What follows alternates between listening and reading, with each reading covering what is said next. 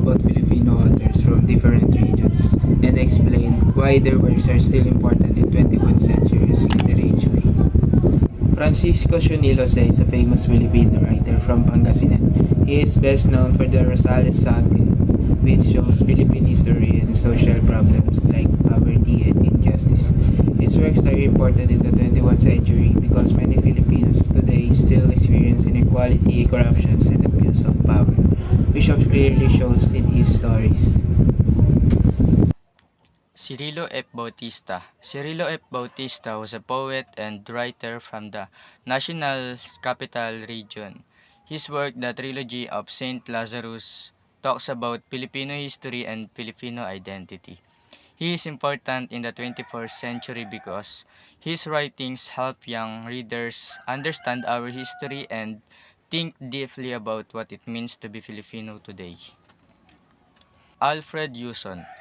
Alfred Yuson is a writer from Manila who writes poems, stories, and children's books.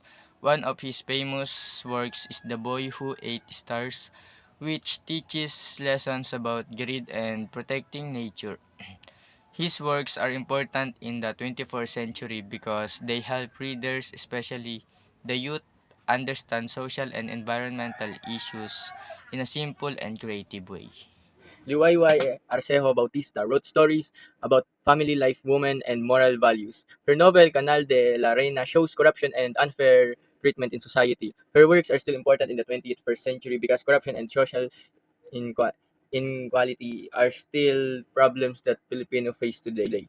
Luwalhati Bautista is known for writing about women's rights and social issues. Her novel Bata Bata, Paano Ka Ginawa talks about motherhood and women's independence. She is important in the 21st century because her work supports gender equality and encourage women to speak up in modern society.